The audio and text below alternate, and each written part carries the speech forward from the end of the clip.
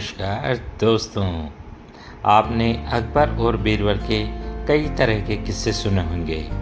तो आज हम कुछ अलग हटकर लेकर आ रहे हैं, जिसमें आप अकबर और बीरबल की एक लघु कहानी सुनेंगे, जिसमें आप देखेंगे कि किस तरह बीरबल ने अपनी बुद्धिमत्ता के आधार पर राजा को टका से जवाब दिया।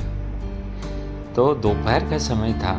राजा अकबर अपने दरबार में बैठे कुछ सोच रहे थे। अचानक उन्हें बीरबल की कही हुई एक बात याद आ गई।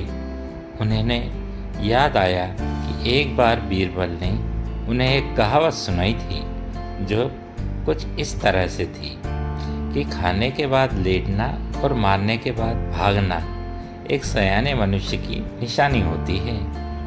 राजा सोचने लगे, अभी दोपहर का समय है, यकीनन बीरबल खाने के बाद सोने की तैयारी में होगा, तो चलो आज उसकी बात को गलत साबित किया जाए।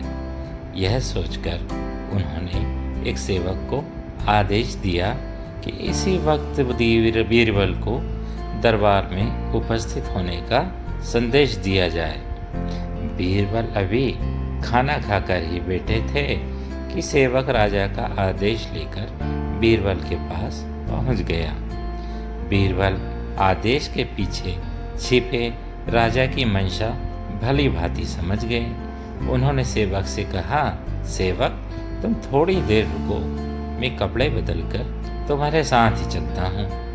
अंदर जाकर बीरबल ने अपने लिए एक तंग पजामा चुना।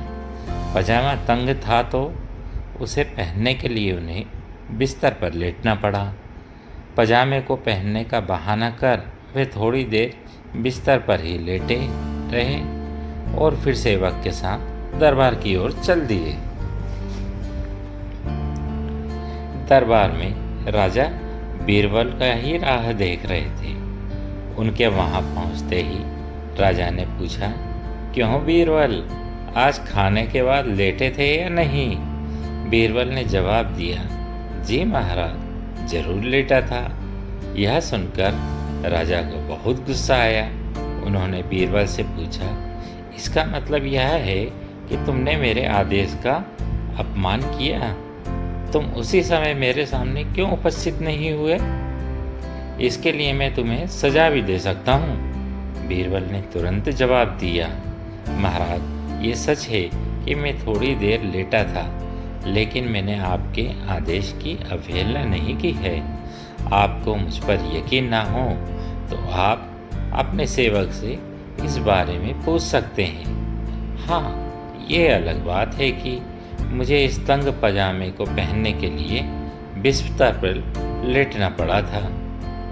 बीरबल की इस बात को सुनकर जहाँ पना अकबर हंसे बिना रह न सके और उन्होंने बीरबल को दरबार से ससमय जाने दिया। तो साथियों, इस कहानी से हमें ये सीख मिलती है कि परिस्थिति को भांपने हुए हमारे द्वारा उठाया गया एक एक कदम हमें अनेक मुसीबतों से बचा सकता है। अपने जीवन में भी हम इस शिक्षा को ग्रहण कर सकते हैं। तो कैसी लगी ये कहानी, आप मेरे कमेंट बॉक्स में ज़रूर बताइए और मेरे चैनल मेरी आवाज़ को सब्सक्राइब कीजिए और मेरे वीडियो को लाइक, शेयर और कमेंट अवश्य करें, ताकि मेरी ये कहानियाँ आप तक लगातार पहुँच सके। तो इसी के साथ जय हिंद, जय भारत।